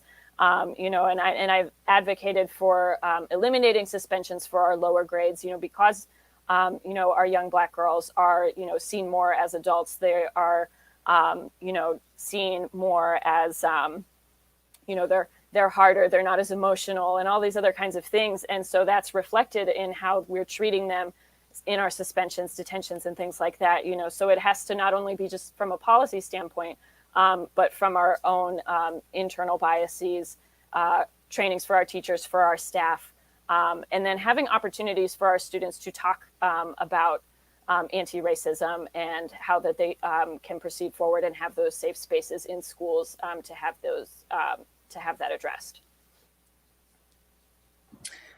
Okay, I'm gonna kind of start with the easiest answer to address here, which is curriculum adjustment. And that means teaching history accurately. So not only talking about Black history in America, but any demographic of people who have ever come to this country and experienced xenophobia, we need to talk about their history. This means talking about anti-Muslim history. This means talking about anti-Asian, Asian hate, talking about Muslim hate, talking about anti-Semitic rhetoric, all of that needs to be covered in our curriculum. When it comes to a practical application of these things, though, I have very little tolerance for it. And for me, we don't have time for trainings and adjustments. If you don't get it, you have to go. And we need to get people in place who do get it, because this is really a matter of life or death for our kids. We start suspending kids because of biases, and they end up not interested in school and on the streets. I really have a very low tolerance for racist rhetoric and bias in schools. And I think that the immediate thing that needs to happen is that we adjust the personnel and the staff. This means having accountability for that personnel and staff as well. So when students, when they discuss that they have felt a certain way about the way they were treated by staff, we need to address that. If we find that a child was suspended or they were sent to the school police, and after an assessment was done, it was unnecessary, there needs to be accountability for that too. I'm going to not be triggered because the events of the day are in my mind, and it's coming through on this, but it's very closely related. These things translate into real life and outside of the school building. Thank you so much for that. And our next question kind of encompasses a lot of what we've already talked about. And then the question will go to Camille, Jamie, Tracy, and Terry. And it comes from the Black Girls Equity Alliance. What steps can PPS take to improve relationship with parents of color, some of whom have had negative experiences, PPS students themselves, in order to foster authentic home-school partnerships on behalf of student success? Because we hear a lot of times that we need more parents involved, but sometimes the parents themselves, even if they are not parents of color, have had negative relationships with PPS as students. So what are some of the ways that the PPS and you as school board members can reach back out to those parents? Yeah, so my immediate response is to engage people in a welcoming way. When they walk into the school building, greet them. When they walk into the offices of their school building, say hello, how can I help you? Don't just leave people standing there as if they're not there, which happens quite a bit in some of our schools. When we talk about engaging families, we should approach our parents as if they are a meaningful part of the relationship, right? So come to them, make them feel included, actually implement some of the things that they suggest to our schools, and make sure that we show appreciation for their contributions in the school. Like, people are going to respond to how they are engaged, right? If they feel welcomed, if they feel like their input matters, they will give more input. We also need to make sure that we are empowering them to actually use their voice and let them know that the voice that they have matters in the schools and the educational outputs for their families.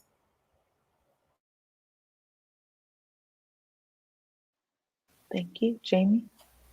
Yeah, definitely, engaging a lot more with our parents and students, our caregivers, and making sure that they have the mechanism to do so. I know, with COVID-19, everything has been very heavily virtual, and not all folks have the ability, they don't have the technology at home. They might not have the internet access at home. And so, meeting people where they're at. And so really creating opportunities that folks can feel comfortable sharing concerns, sharing information and their ideas. And additionally, this gets into a lot of questions that have kind of come up tonight. But again, having more staff and teachers of color so that, that there's this, so that there's, trust within the community. Same thing with, if we have staff and we have teachers coming from the community and it's their neighbors and it's somebody that they know. And so really fostering a community and a community of trust so that they feel comfortable sharing their ideas and concerns. Yeah, that's all. Thank you. Sorry.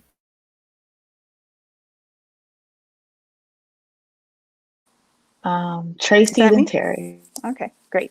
One of the things that I feel like we frequently do to families is we value the ways that certain families are involved, and we devalue the involvement of other families. And by that I mean we value when parents show up to things. We think that's involvement. We value when parents sell things, when parents are on the PTO or whatever. So we value the ways that upper and middle class white families show up in schools.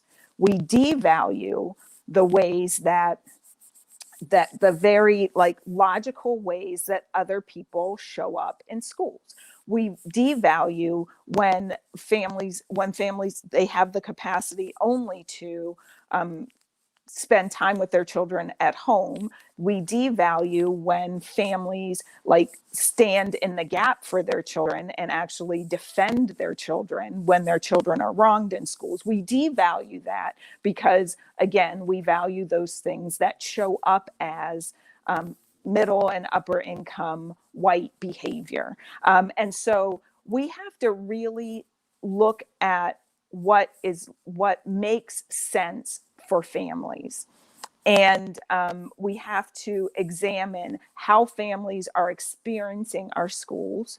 And we have to be hypercritical about it. We have to ask ourselves the questions, not what would make me feel comfortable as a, whatever, litany of the person that I am, but what is going to make that person feel comfortable. And at the end of the day, we have to recognize the humanity of families when they show up in our schools. And we have to appreciate the ways that our families are involved in their children's lives, their children's schooling. Yeah, thank you for that, Tracy. Thank you so much. And then moving on, Terry, to answer that question as well. Thank you. I forgot I was on a laptop and not an iPad. All right, so first of all, we have to treat everybody with respect, regardless of their ability or time to be involved, because everybody is an individual and we need to meet them on their level. All right, so for example, if we want more parents and guardians to attend meetings, we find out what times work, and maybe we move the meeting time each month. Maybe one month it's in the day and 1 month it's in the evening. Maybe we rotate locations. I've seen schools that have rotated between neighborhoods from which their students attend. I personally, through the years, have attended meetings anywhere from East Hills Community Center all the way through the neighborhoods in my district which were not at the schools in the district, but where the people lived. So you have to be willing to move the meetings to where the people who may wish to attend. And if people wish to attend either a meeting or even an activity, what some schools do really well is they arrange transportation, they arrange childcare. But we also have to realize that not everybody can make an ongoing commitment. So maybe we need to find out what opportunities do people want to be involved in if they want to do a one-time commitment. And maybe they can't even do that, but they're there to support. You treat everybody with respect, regardless of what their ability level or time is. And the other thing that when my children were in middle school, at my daughter's grade when she was at Rogers, there were two different parents of students in her same grade that were in wheelchairs, and the old Rogers was not wheelchair accessible. Those parents were involved. One was the vice president of the PTO, all right?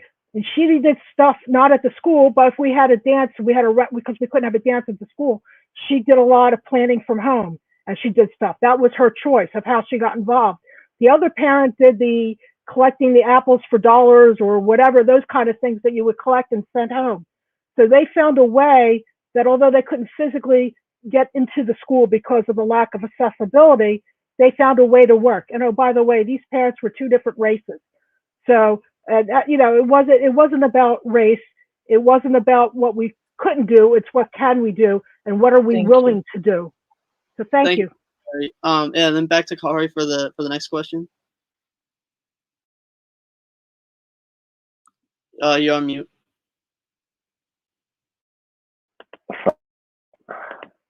Yeah, so next question is, how can the district reduce the growing need for resource officers within buildings that are primarily attended by low-income students?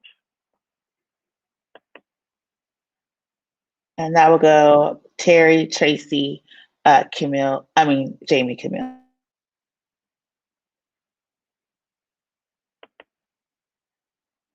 It seems we may have lost Ms. Terry temporarily.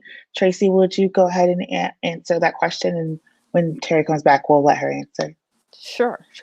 So when I think about resource officers in schools, I'm reminded all the time that there are kids in this country who go to school every day, and there is not a police officer, there is not a resource officer, no one is there to police or surveil them, and they're perfectly safe. And so I think that part of what we have to do is stop assuming that that there's something unsafe or violent or problematic about the children who are showing up at our schools. They are children. And so so we have to, one, change the way that we're thinking about the students who are coming into our schools. The second thing we have to do is we have to think about the environments we've created. It's almost as if we've created the kind of environments where we need resource officers to do certain kinds of work. And we have to recreate those environments. There's absolutely no reason that especially elementary school kids are needing a resource officer in their school to mediate or manage their behavior. That is the job of the adults in the school building, and we have to make sure that that when kids are showing up at school, it is a respectful and it is a welcoming, respectful, and emotionally safe place for them. And we have to stop sort of problematizing their behavior when, getting upset is a really reasonable response to certain certain events. When kids get upset, that does not necessarily mean that they have to be detained or restrained or whatever. Okay. You can finish your thought. Oh, I was rambling by that time. So, but I'm just saying that there are, we have to stop problematizing the reasonable behavior of kids, and we have to create the kinds of respectful environments that they deserve in order to eliminate the need for resource officers in schools. All right, thank you so much, Terry. The question is, how may the district reduce the growing need for resource officers within buildings that are primarily attended by low-income students? And this is brought to you by a single mom defined. Okay. First of all, it's not a one-size-fits-all answer because it depends on the school. So, for example, several years ago, against our desire, but there was a need to add a second school police officer and Martin Luther King. Why? Not because of anything that was happening inside the building. It had to do with the vagrants outside of the building and making it unsafe outside, like when people were arriving and leaving, or just if children wanted to play outside at recess. So you have to look at why are there police officers or school resource officers in various schools. All right. So the other thing that happens is our school police chief, Chief Brown, he when deciding where to deploy school police officers, and for that matter, school security aides, he looks at incident rates. Which schools had the highest incident rates, and what are these incidents? Not just the number of incidents, but the types of incidents will define. So he makes a data-driven decision. Also, and a few years ago, there was a push from an outside group to stop at some specific schools to remove police and police detectors. And one of the schools they were targeting was Faison. Guess what? The families at Faison at the time said, no, we want to keep the school police and the metal detectors. They didn't want a part of what this other group was trying to advocate for them without asking their wishes. So I think it's a complex question, and you need to look at each school to get the answer that's right for that school. Thank you. Thank you so much. So I think that, similar almost to what Terry is saying, it does depend on, are we talking about officers inside the schools and officers outside of the schools, because those are completely different scenarios and they would be interacting with different people. But as far as inside the school is, we've seen PPS's budget, redirect, well, maybe not necessarily redirect, but there has been a decrease in funding for mental health supports and social workers and psychologists, and we've seen an increase in this public safety. And so I think that our resources are being spent inappropriately, because if we have resource officers responding to these behavioral issues, then that's because nobody was able to intercede from the beginning by having the appropriate resources available. And then, that could lead to, dangerous situations for our kids, whether, our officers might not have guns, but they still have the ability to arrest. They can still detain and hurt a child, and then they can still make referrals to the juvenile justice system, which is then, just fueling our school to prison pipeline. And so it really does depend on, what are our officers actually for? And so I think it's about reimagining, what that role is, and then eventually kind of phasing it out. A lot of our folks that are resource officers, they say they're there because they want to help kids, and I do believe them, but I think it's time that we rethink what that role is and put them in a more appropriate role, so that, they don't have the ability to make arrests. They can't, put their hands on kids. And myself as a social worker, I've had de-escalation training where I don't have to touch anybody. And if I do, it's in, the most restrictive or the least restrictive way possible, where really the scenario is to just get out of the room. So there are tools available that we don't have to traumatize our children when they go to school. So I definitely think, phasing out that position into something that is more manageable and more helpful for our students is wise, especially considering, everything, going on in our worlds. There's no point in re-traumatizing our kids when they go back to school. Thank you. Yeah, for me, I feel like our school resource officers should really only be there to protect our students from outside forces. And that's the only reason they should be there. They shouldn't really be there for conflict resolution. They shouldn't be there to detain students. That's not what they're for. Again, the same conversations that we're having in the schools can bleed over into the community. So a lot of our low-income communities are over-policed. And this is the same thing that we're talking about in the schools. And now we're over-policing our kids, right? So when we talk about that school to prison pipeline, this is what it looks like. The same practices that happen in the community are things that we're just preparing students for in school and getting them conditioned to live in that type of life. That's not okay for me. We need social workers in school. We need people who have emotional support experience, people who can identify when students who are people, right, little people, are having emotional crisis and adjust and address those things accordingly. We are traumatizing our students by having police officers address them as criminals. They are, and just to kind of piggyback off of one of my slate members, they are law enforcement. What law are you enforcing in the school when you're addressing students, right? You are criminalizing them when you address them that way. So I think that our law enforcement, our school resource officers, they should really only be there to protect the students from outside influences. Thank you, Ryan. Thanks, Miracle. And I wanted to ask one more question that was placed in the chat by someone earlier in the show. The question reads, and I'll copy it into the chat on here as well, so you can all see it again. But the question reads, as a member of the public now, what role have you played in raising ideas and offering your time to our schools and our children? And what would you do in that regard should you lose this election, to continue to advocate on behalf of children and schools, regardless? The order will be Camille, Jamie, Tracy. Terry, Tracy. So with this campaign, this happens in my professional life too. When you actually go to the people you're looking to serve and have conversations, you really get what you need.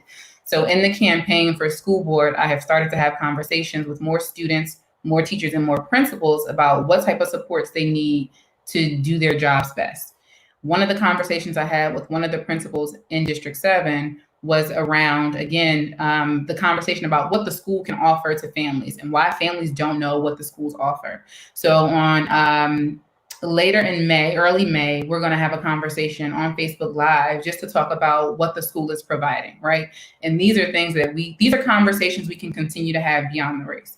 I will say that if I lose this race, you won't get the full me. You won't get all the things that I have to offer. But these are things that I can continue to do as a parent in the city, as somebody who needs to make sure that the district is meeting the needs of my kids by the time my kids hit our traditional public schools in 4 years.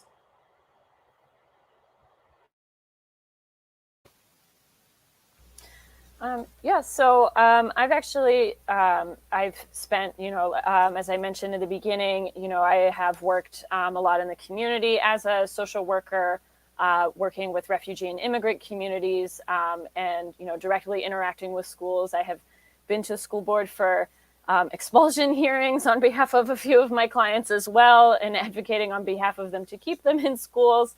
And I've also spent some time working in foster care, helping young women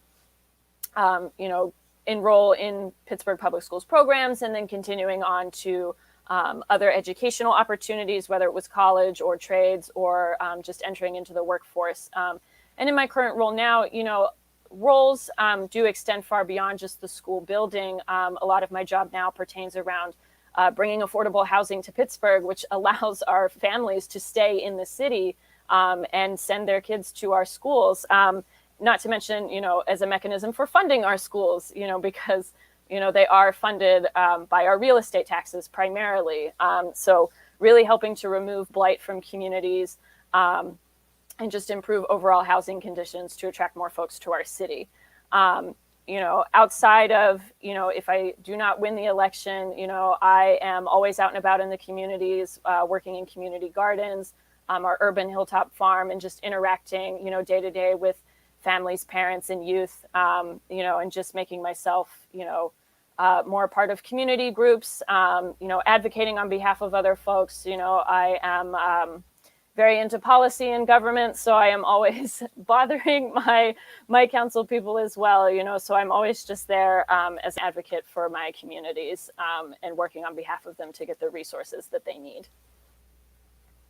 Thank you. So right now, right now I go out, well, prior to COVID, I would go out to a lot of meetings in the community. I would run into people and ask them stuff. I would be out there learning from people. Obviously, in the last year when things have gone virtual, it makes it, in some respects, more difficult. Actually, one of the community groups that I would attend in person, they actually continued to meet in person with 10 or fewer people. So obviously there wasn't space for me to attend. So I haven't been able to be involved. The other issue is with all the amount of board meetings we've had the past year, we've had a lot more than normal. I had a lot more conflicts with attending meetings. But in general, I go out and listen to the community. I listen to what they say. I listen to what they're not saying. I take into account what they're saying regardless of what their role as a stakeholder is. If they're a family member of a student, if they're a retiree, if they're just a concerned citizen, it doesn't make a difference because they're all stakeholders. And it makes for very tough decisions. But what I do is I advocate based on what the community tells me, not necessarily what I believe I want to do, because there are times where what the community informs me is different than what I would vote, and I vote based on the community.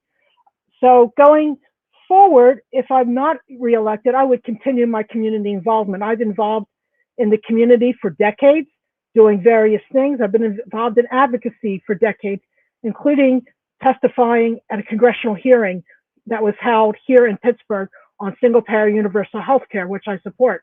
I don't see my advocacy going anywhere. It would probably increase because I would have more time than I have right now due to all the board time I spend. So I would, if I'm not reelected, look for me out and about advocating not just at the school district, but for other issues that are near and dear to my heart. Thank you.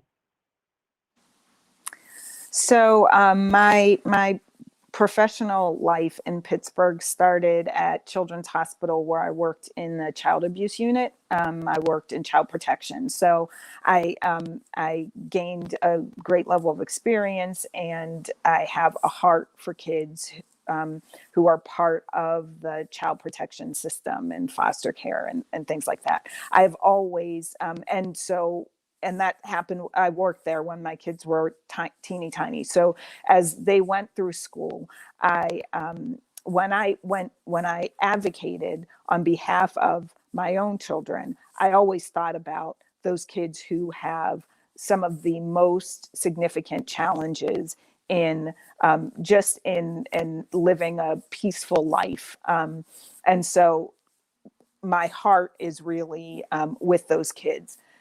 As I have been active in my own children's schooling. I've been active as a member of PTOs at the various schools that they attend. But in all of those ways, I've always been a voice for the kids whose families and whose own voices are often just muted or ignored. And so if I don't win this election, I'm going to continuing working to be a voice for those families. And I don't do that based on any, intellectual, sort of ideas I have about how people live. I do that based on having conversations with families. I advocate for families and for kids based on really engaging with families, getting to know them, and figuring out what they need and how I can help them. Perfect. Thank you so much. And our last question, I don't think we'll need the whole 90 seconds. But Jenna from Single Mom Defined asked the question in regards to Wilkinsburg residents, because a lot of their middle and high school children are PPS students, but of course, because of jurisdictional issues, they do not have a vote on the PPS school board. Would you advocate for parents and guardians to get the right to participate in the elections or have a Wilkinsburg representative on the school board? We'll go Tracy, Terry, Camille, Jean. I most definitely would advocate for having a Wilkinsburg representative on PPS school board. They have entrusted their children to this district, and there should not be, we shouldn't have their children without having their representation directly. Well, first of all, state law determines how school boards are maintained, and we cannot, by law, have a school board with representatives from outside our district. The Wilkinsburg School District pays tuition to send their students in grades 7 through 12 to PPS. That is, they elect their own school board. Now, that said, there is a partnership relationship. There's a committee that talks back and forth with representatives from both districts, highlighting needs and wants. There's already been discussions that started far in advance for the renewal of the relationship so that it wasn't left to the last minute. There are any concerns that have happened, especially in the first year, we work together to address them. It's not that they don't have a say. We cannot give them a direct say by voting, but what they can do is the same as any other PPS parent. They are permitted to testify at public hearings. They are permitted to contact us like any other stakeholder. They are permitted to come in and meet with folks in their schools or meet with the board members. They are permitted to ask their elected board representatives to do a better job advocating for them if they don't feel that those advocacy isn't happening.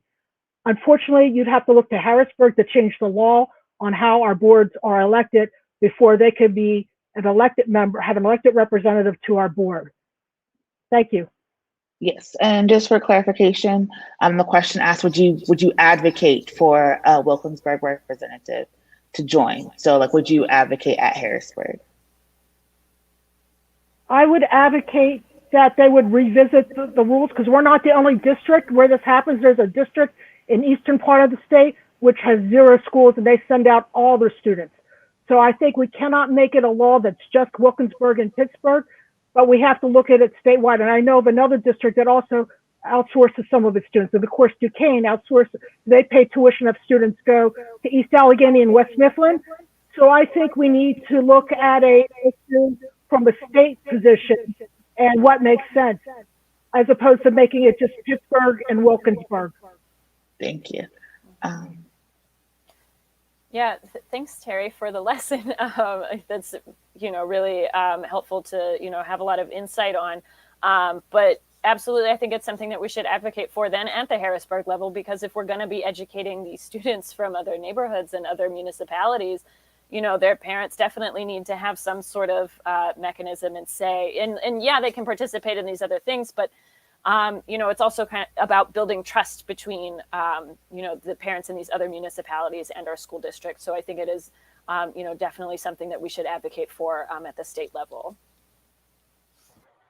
Yes, I would agree with that. I think we should advocate for it at the state level to not give parents who are sending their children or families who are sending their children into the district a voice is really silencing them. And while, again, we can talk about having them come to board meetings, I mean, how often are we listening to parents at board meetings and implementing any of the things that they bring up? So we need to have some true representation for our parents in Wilkinsburg, for our families in Wilkinsburg who send their kids, because to not do that is kind of unjust. So yes, I would advocate for that. All right, we have reached the conclusion of our second hour of our PPS Candidate School Forum. We want to thank Tracy, Terry, Camille, and Jamie for joining us this evening. We thank you all and wish you the best of luck in your campaign this season. We know that the election is May 18th. There is a Allegheny County Board of Elections meeting tomorrow at 2 o'clock.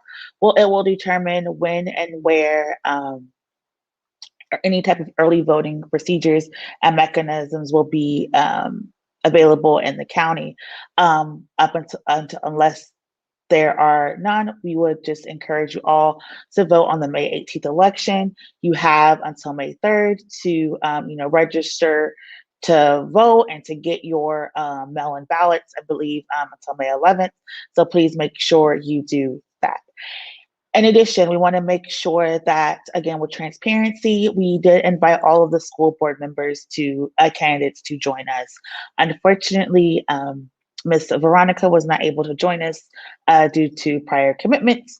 Mr. Lamont Frazier had to work, and Ms. Delaney had class and was not able to join, but all of them are very interested in representing students at the PPS level. And again, we encourage you to visit all of their websites and social media pages to learn about their platforms. If this is your first time tuning into the One Hood Power Hour, we host these every Monday at 7 p.m. where we talk to various legislators, political organizers about things going on in the Commonwealth of Pennsylvania. Next week, we'll be talking about pardons and parole. And we know that when it comes to voting and education, you cannot run for school board if you have a felony conviction. But in the past couple of years, the Board of Pardons and Parole have mainstreamed their process that allows people to get governor's pardons for reduced cost, almost free, and in a quicker manner. So we'll be joined by Julie, who is the Southwestern Regional Director for Lieutenant John Fetterman's campaign. We'll also be joined by Secretary Brandon Floyd, who is the Secretary of the Board of Pardons, and John Harris, who is an attorney who is certified to practice in Pennsylvania and Georgia. However, we have programming here at the One Hood Media Network almost every day. So tomorrow, Tuesday at 2, we have What Black Pittsburgh Needs to Know. We're actually celebrating. I know when we think of anniversaries, we usually want to think of things that are positive and happy. But unfortunately, we are on the 1-year anniversary of all of the programming that we've been doing here at One Hood Media when it comes to engaging. And so we have the first anniversary edition of What Black Pittsburgh Needs to Know with Rochelle Jackson and Dr. Tiffany Gary Webb, who we're talking about COVID-19, its impact on the community, also talking about Black Maternal Health Week, which is this week. Tuesday evening, we'll again post this in the chat. Our very own Director of Operations, Farouk Al-Sayed, is doing a presentation on intentional intersectionality at the Erie Arts Council, and our resident teaching artist, Shaheem, also known as Trouble NLS, is teaching singing and songwriting as activism tomorrow at 6 p.m. Wednesday, we have This Week in White Supremacy. We know a lot of stuff is happening in the world. We want to get into it, talk about how we can engage and support each other and show up. So This Week in White Supremacy is Wednesdays at 6. For those of you who are new to One Hood, our network, we are founded based on hip hop and music. And Friday, we have Blacklight. Blacklight, we're going to be talking to our very own, the legend, Paradise. Farouk is going to be sitting down, talking to Paradise about, his art, his activism, how he got into rapping, and what it means to be a Pittsburgh international legend. So please tune in Friday at 6 p.m. To talk with Paradise Gray. If you are someone who is not registered to vote, or you just want to know more about what's on the ballot, we have you covered. If you check the link in the chat, you can go to onehoodpower.news /election info, and you can see what's going to be on your ballot, not only in Allegheny County, but throughout the Commonwealth of Pennsylvania. So I know that was a lot of announcements. I do hope you will join us back every Monday at 7 p.m. for the One Hood Power Hour. And for the wrap, I'm going to turn it back over to Kahari Mosley, our political director. And again, I just want to thank all the candidates for joining us, as well as the many folks that were in the comments. Thank you so much for everyone that really added to the robust conversation that was happening in the comment section. But again, thank you to all the candidates for joining us tonight for a great conversation. We look forward to continuing this conversation up until May 18th, and look forward to some additional conversations like this featuring candidates for other offices. So stay tuned. And as always, thank you for supporting us. And join us next Monday again for a special pardons edition of the One Hood Power Hour. And until then, stay safe, stay engaged, and stay involved in the process. Thank you so much for joining us. Have a good evening.